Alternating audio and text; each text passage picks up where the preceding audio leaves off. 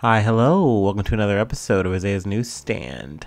The date is July 23rd, 2022.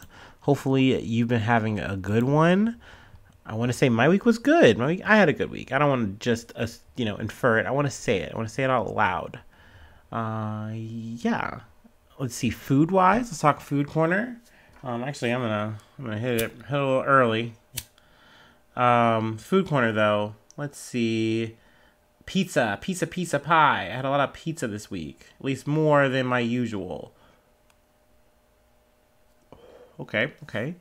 Uh, First place was Rapid Fired, which I always hate saying the name because I always wanted to say it's Rapid Fire, but it's not. It's Rapid Fired, I'm pretty sure. So you pretty much get either like a pan pizza, you can get a big pizza. I always get a pan. But essentially, you make your own pizza and they throw it in the little oven and you're good to go. So the pizza I got there, I got pineapple, pepperoni,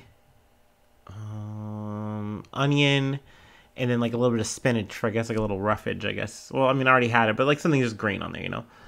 So I did that. It was good. Also got cheese bread. So that was yummies. Then the other night, I got Domino's. Boy, howdy. It was pretty good. Let's see. I pretty much ordered a similar pizza. Just a little, personal pan one. Pineapple, pepperoni, and then what else did we get on that thing? I think I got onions on there, too. Yeah, I did. Confirmed. Then I also got a hoagie, which I gotta say the hoagie's pretty good. The bread was better than I guess expected. It was like really kind of crunchy, and I like that. So, good for Domino's. Good for me. Other than that, nothing too crazy, nothing too jazzy. We can get into some news while I puff on this schmer. Let's see. This article is from Reuters. Putin forges ties with Iran's supreme leader in Tehran talks. So, a little bit of a summary here. I'm going to preference, once again, I'm just a guy. I am not an expert on Middle Eastern things, all this kind of stuff. But I do like to learn about this. And also, if you are an expert or know like links and things like that, I would love to know more about this because there's a lot of like Syrian talk in here, obviously a lot of Iran talk, and that's kind of been a prevailing thing since we talked about Biden's trip. So Putin kind of did something very similar. I don't know if that's like kind of a flex. I mean, I do think it is a flex, but also it's just these kind of talks are necessary for him in the situation that he's in, where you are being cut off, sanctioned by countries that you were normally doing business with, and now you really need to focus on some other ties. So, obviously China is one, and then there are some African countries that, kind of have either a soft or stronger allegiance to him, and as well as his ties, in the Middle East. And then Turkey's like a rogue agent where they're kind of playing both sides, which is very interesting. Erdogan was a part of these meetings and talks and stuff like that. So, I guess we can kind of get into some of the details. This was like his Putin's first visit outside of Moscow, outside of Russia, since the invasion, since the 24th of February. So it's big news in that regard because, he's only taking in visitors at, his big long tables or what have you. So this is him, coming out, shaking hands, doing the stuff. So they talked about a lot of just views on what do they want to do with the economy. Once again, talked about like the situation in Syria, how they want to handle that. Let's see. He did meet with the supreme leader, which I do have his name. Let me find it. Ayatollah Ali Khamenei. Tried that. We did that. So he's like the supreme leader, which was like a big thing. And then also the president of Iran as well. So I guess they kind of like, split the trip and, talked and did all this stuff. Let's see. I do have a quote from Khamenei. The U.S. dollar should be gradually taken off the global trade, and this can be done gradually. I mean, that's kind of one of those things where a lot of, countries actually feel and think that way. I get it. America has gone out of its way to make the U.S. dollar king of everything, no matter how up or down it is on the day. So the idea of just saying, like, fuck that, it should just be your currency that matters, not just the United States currency. I completely understand that as a logic that makes fucking sense. I think we just got over the, the pound, whatever they're going in the UK, because I guess like with inflation and everything like that, I think we've made earlier strides to try to get ahead of it, which is kind of, I guess, put us up for the time being, but we're not up by much. But excuse me, that's kind of a prevailing thing. And also, he went on to say like, hey, props to Russia for like maintaining its independence, kind of getting ahead of the war that was going to be coming to their front door, which is, when you do look at things internationally and you look at NATO, I've talked about this a little bit before. NATO is not a good thing. Like, it's one of those things where it's like you understand why it exists. It's one of those like necessary evil kind of things, but like when you get into the history of NATO, it's just gross. It's not good. But you understand why countries are so defensive. Now, that's not me trying to say that like Putin is, justified in doing what he's doing. I don't agree with the statement, but I do understand the logic of countries who are like, yeah, no, if you've been oppressed by NATO, you don't like NATO and you don't like the West for what they do with NATO. So yeah, I do think though that Putin kind of used this as kind of just justify a land grab. Thought it was going to be really easy. We were just going to hop, skip, and jump into Ukraine and then get what we wanted, and it didn't really go down that way. So here we are. I think we're on our 5th month of this shit. It's crazy. But also there was talk of sanctions, which is a big deal because all the parties involved, like with the exception of what Turkey, I guess, is not or is sanctioned. And Iran is really wanting to get back to the negotiation table, with the U.S. and, really hash out something so they can get some of that lifted, as opposed to, with the whole nuclear, deal. So, we'll see how that goes. Though, Iran, also Russia, any and all these countries have been able to squirm and worm around these sanctions. Like, it's one of those things that it deals a blow. It is a hassle. It is a detriment, but countries will find their workarounds. They will make it work. They'll make it happen for themselves and, keep trying to do what they can to thrive. And then what do? Sanction them harder, daddy? Like, It's just one of those things where it's like, whether you agree with it or not, it's like, do you really feel like it's effective? And for me, I just do not feel like it's effective in doing any kind of policing or stopping. We sanctioned China and they're still fucking, running their ass off. Like, they're still doing what they want to do. So what are you really doing with sanctions? Like, top to bottom, like what you try to ground Cuba into dust. Cool. I guess you did it. You stop communists. I don't know, man. Like, I just don't see the point. Right. Like, but I'm sure people can debate me on that, but let's see. I feel like I covered it a lot. There is, like I said, the Syria talk. I guess, what is it? Let me just read off here. Putin, Erdogan, and Iranian President Ibrahim Raisi also weighed efforts to reduce violence in Syria, where Turkey has threatened to launch more military operations to extend 30-kilometer or 20-mile deep safe zones along the border. Moscow and Tehran oppose any such action by Turkey. So Turkey wants to really go really hard. Also, a little bit of side talk here. Erdogan, I guess right before the meeting, was kind of saying yeah, I know people are saying that we've agreed to Sweden and Finland coming into the EU or into NATO. And he's like, nah, we're still not okay with that. So he's kind of gotten a little Katy Perry hot and cold about it. He's still, so I don't know if he's using it to leverage more, leverage harder. I don't really know what he's gotten out of it so far. But maybe he was just feeling himself for this meeting. He's like, vibes are up. We're really running shit. And I mean, Turkey has really made itself available to both sides in this situation.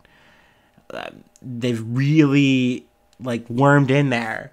So at the end of the day, they're involved in what we're going to be getting into in the next article with the whole grain situation hopefully getting solved. So, that's a thing. But let's see, let's read a little bit more here. Russia and Iran are Syrian President Bashar al-Assad's strongest backer, while Turkey supports anti-Assad insurgents. So I guess it's maybe where they split ways on the conversation. And it's like, okay, that's also part of the reason why there's talks. So, I mean, there's obviously more in this article if you'd like to kind of go through and get into it. Yeah. But did want to talk about that. It definitely was major news. Definitely seemed like a big counter to the whole Biden fist bumping his way through Saudi Arabia thing. So I wanted to talk about that. As I alluded to from the previous article, I got this from the AP and Yahoo News. A beacon of hope, Ukraine, Russia signed grain export deal. So they more or less wrapped up signing agreements with Turkey kind of being the liaison, intermediary for it. They didn't do it like they're individual agreements, and they're signed to, I guess, Turkey or whatever, through Turkey.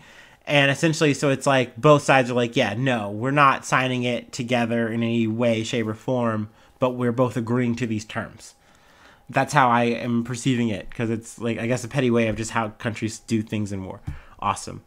So this is going to hopefully free up millions of tons of desperately needed Ukrainian grain, as well as some Russian grain and fertilizer. And it's going to be going across the Black Sea, which is currently mined, but they're going to, I guess, set up a humanitarian corridor.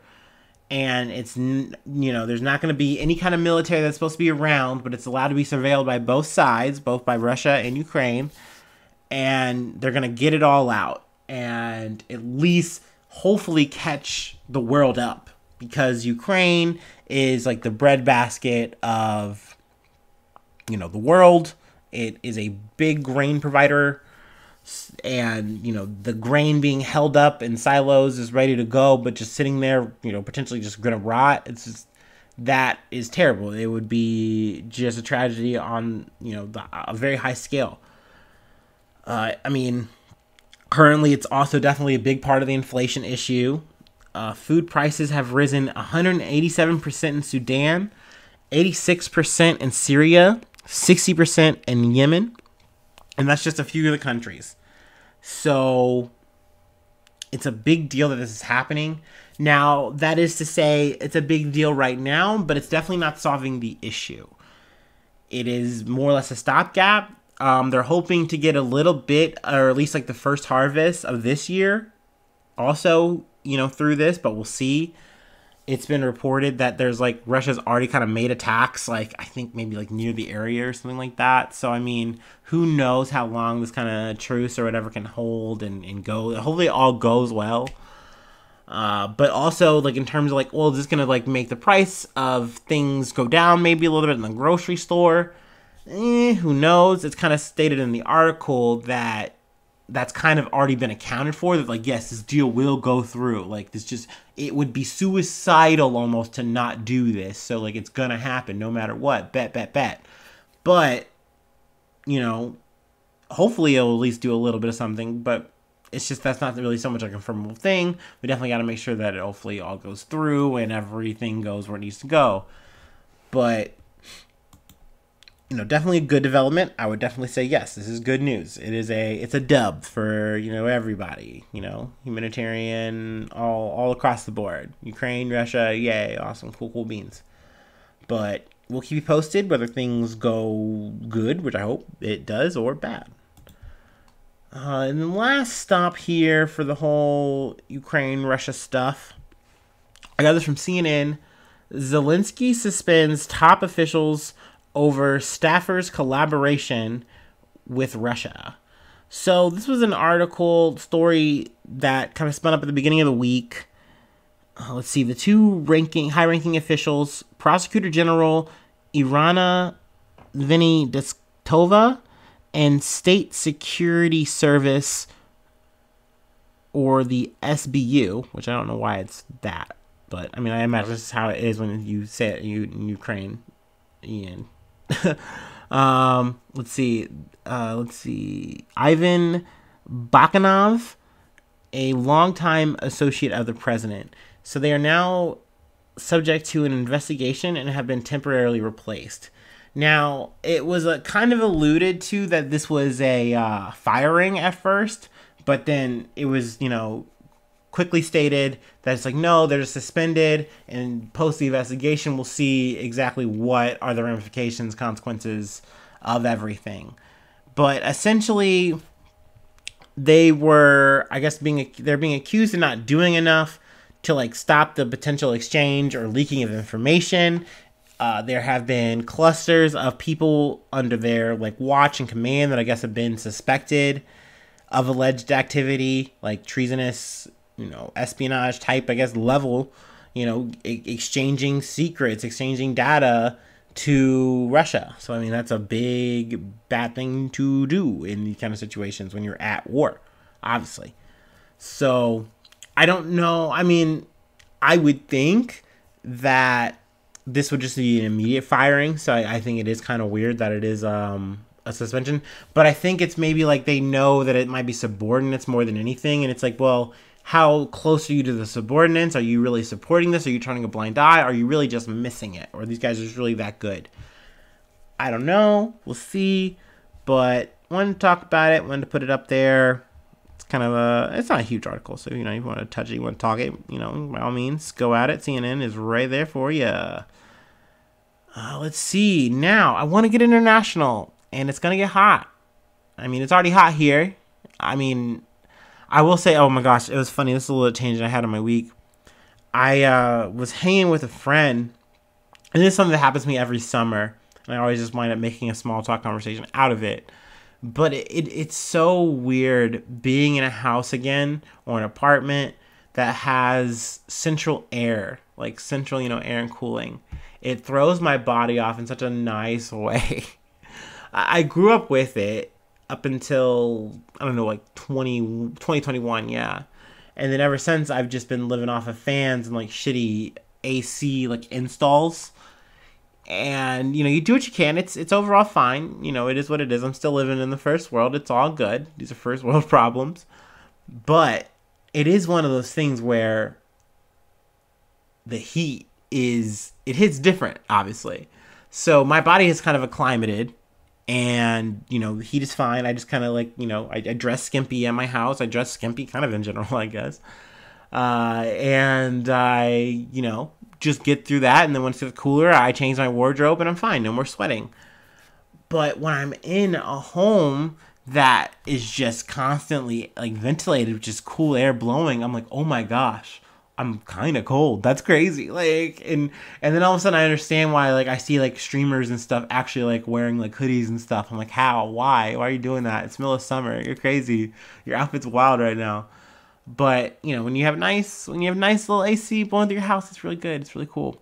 Now, I wanted to make that story a little bit, I guess, anecdotal, whatever, but Heatwave. Fire blaze after UK passes 40 degrees Celsius for the first time.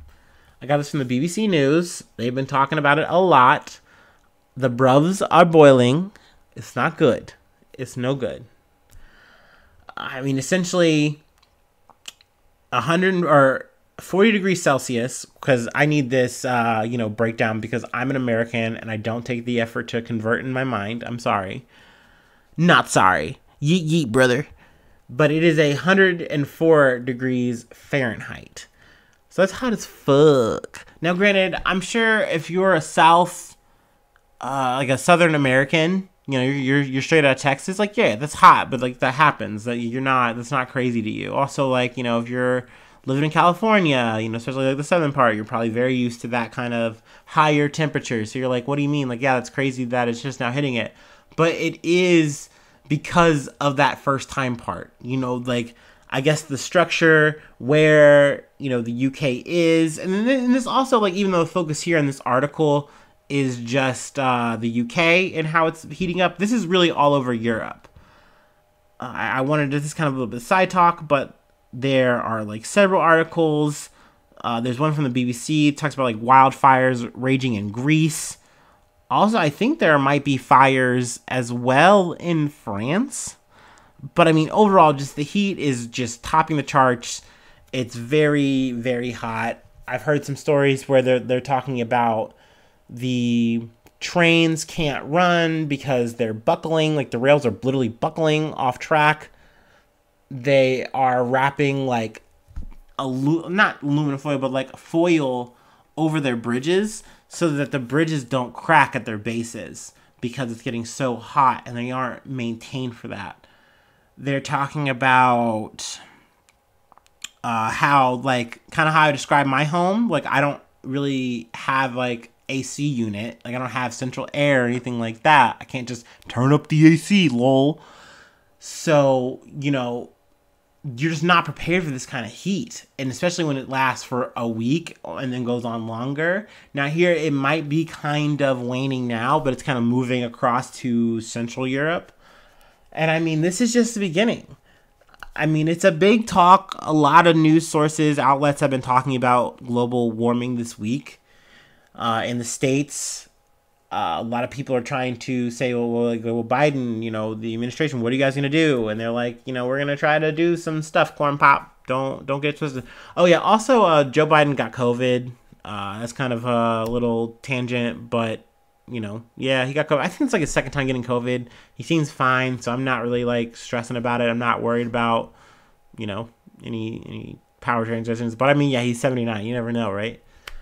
But, you know, he's saying, you know, we're going to try to do something, but it's like you already have been trying to do something. And none of the climate stuff that you tried to put in got anywhere. It literally was thwarted by one fucking moderate Democrat who lives in a houseboat. Because he has coal interests, because his brother owns like a whole fucking coal mine. He's like stocking that shit. And multiple other reasons. Like, it's just crazy that Congress sucks so bad. And it kind of always has. And it's not even that Biden is going to, I think, even push any kind of, you know, executive thing that's actually going to do anything. So we'll see. World's burning. But I mean, that's just like from America. Obviously, I just want to talk about this because this is the UK. They're kind of really getting caught flat-footed. But this is the world. I was listening to another article. I believe this, or I was listening to it. This is like from the podcast from the BBC. They were covering a story, I believe, in India. And they were talking about mangoes. And it was like a really big like crop. Like that's like a really big export like thing for them. They make it. It's amazing. And they're saying that because of the heat and the heat waves that they've been experiencing, their harvest was just dog shit. And they weren't able to produce these mangoes, and they're hurting. And it got so bad that that's the reason why they weren't able to do exports. And, you know, once again, we're talking about the grain. We're talking about all these kind of things where it's just like literally it's getting so hard to even come up with the resources that you normally are going to create, like in export, import, whatever. And you're just seeing the ripple effects go on and on and on and on and on and reverberate. What is it? Salt Lake City, they've been covering that too, talking about how that's like more and more of a thing. I heard more details about that where it's like literally once it completely like evaporates up and like as more and more of it does and dries out, then like the dust and stuff and all the minerals and stuff will float up and float through and potentially like increase the rate of cancer and shit. I'm like, man, this is wild.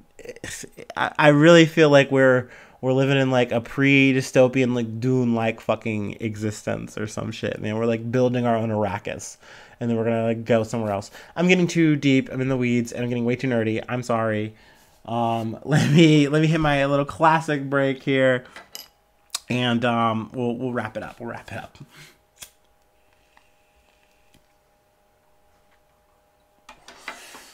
Ooh, yeah.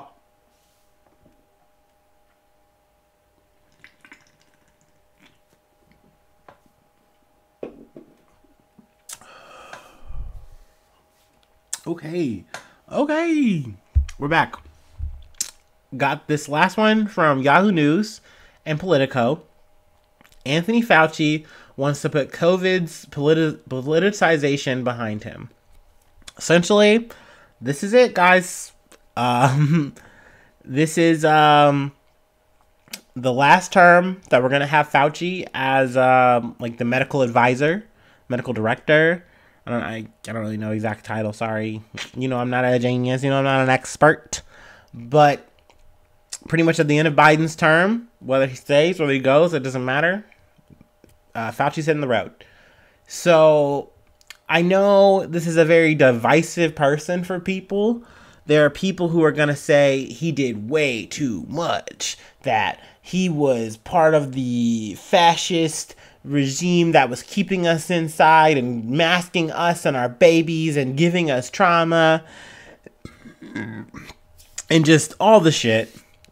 And there are people who are going to be on the other end and say he didn't do damn near enough, that he really should have put up way more of the data, done been way more outspoken. Sure, you can come at it from either way. I think me personally, he did all right. Maybe that's crazy, maybe that's a hot take, but I think in the political climate, especially with Trump, he handled this pandemic as well as you kind of could, especially given how Americans are.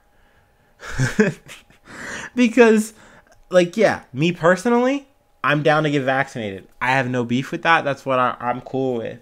Masking? Okay, let's go. Let's do it. You making a mandate? I'm on it. Let's do it. We're all going to mask up. Let's go.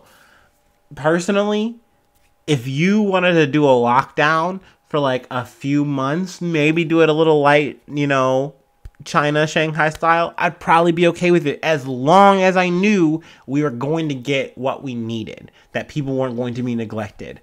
So, as we kind of saw even in the China's rollout of the lockdowns, that did not happen. So like people did suffer. They did go through a lot, whenever these things kind of hit, because they were trying to do the zero, COVID shit, which is crazy. Like that's too far to try to say zero. Like, we're just not going to accept that COVID is here. Like, we're going to banish it this way. Like, that didn't work. It's not working. But I definitely, me personally, I'm down to do what needs to get done to like really limit the spread of this shit. And I like that Fauci was like, hey, that's what I want to do. I want to fight this, pandemic this way. Also, from reading this article, I learned that he started in, I believe, 1984. He was dealing with Reagan in HIV epidemic, or pandemic. I think it's epidemic there, right? And they say here, I'm in the weeds right now, guys. But I couldn't imagine having any kind of medical conversation with that motherfucking man, like Ronald fucking Reagan. Goddamn. And of course, he was anti just even acknowledging AIDS and dealing with AIDS. A lot of people back then were like, yeah, that's a gay problem. It's a gay issue. Sorry. And they just wanted to wash their hands of it. But it was an ongoing, spreading disease that was running through everywhere. It wasn't just some foreign thing coming out of Africa or whatever. There was just so many just misconceptions about that. And Fauci, at least by his view, his narrative is like, I made that my career. I made that my focus of like fighting that. So, hell yeah to that. I say overall happy trails. I really don't have any like spit on your grave energy here. Maybe I should. Maybe I'm wrong here. I'm definitely not trying to sit there and say he had a perfect run. But you know, I feel like he worked with what he got, and he did seem to do some work. Let's see, they do have something that he was like a kind of a part of. Let's see. Yeah, and with President George W. Bush, oh, we love to talk about him, Fauci says he accomplished what may have been the most impactful thing I've done in my career: the founding of the President's Emergency Plan for AIDS Relief, or PEPFAR, a global program the State Department estimates has saved 20 million lives. So, you know, kudos to that. I mean, COVID's still a thing. I think people thought that really Fauci was going to stay till COVID was going to end, but, you know, he's not stupid. He's like, this is going to be a long-term thing. It's going to outlive me. Like, you feel me? And I do believe that's true. Not that we've done a lot of COVID talk, but I figured it'd be, I guess, a good enough time as ever. It is still an issue. It is still a thing. Numbers are still not super good. You know, take that what you will. I personally, at this point, like I said before, I'm living in Ohio. Shit is hella relaxed. And I mean, generally all over the states, it's more or less very relaxed. I think I really only wear a mask if I'm going to a show or I'm going to like an event that's like in a closed area. Because I just now want that to be my general hygiene. Because as a nerdy Magic player, I always remember going to conventions and getting sick. And so my just prevailing logic is it at least gives me at least some percentage of defense. I try to, you know, definitely make sure I'm just aware of myself as best I can. Also, I think, too, that it's, like, cool. If I do have a little cold, having a little mask is not an issue, you know? So, call me crazy. Also, like I said, I'm at the movies. There was one time I was at the movies, and someone did, like an anime chortle at me, like, like, because they saw me with a mask on. I'm like, sorry, I'm not trying to get fucking sick from watching Doctor Strange. It's not that heavy to me. I would rather not have to leave my home, but I want to see this movie. So, I just mask up for, like, stuff like that. But that's the end of the episode. I just want to say thank you for stopping by, sticking through. You're great. You're amazing. I love ya. Also want to say to any and all listeners, thank you so much. You're amazing. You make me happy. This is a very, like, you know, grassroots, if you will, small batch, if you say, project experience. I appreciate anyone and everyone who listens. Also, anyone who donates. We have a Patreon. It is patreon.com/Isaiah News. Any dollar donation helps. Every $5 will get you a Discord access and then a shout out for the month. So that's pretty cool if you like that kind of thing. In general, though, I just appreciate you for listening. It's great to, like, know that my friends and just random people, you know, just stop by and hear what I have to say. Just my random ass bullshit. You know, that's why I try to do my best at it, you know. And, you know, within reason. You know, I'm a working man. I'm a blue collar guy. But thank you so much. I hope you have an amazing day, an amazing week. I mean, I will be back for another episode this weekend for sure. I'll try to get that in. Talk about some more shit. But yeah, you know, I love ya. And hopefully I'll see you soon for some more good news. Bye-bye. Mwah.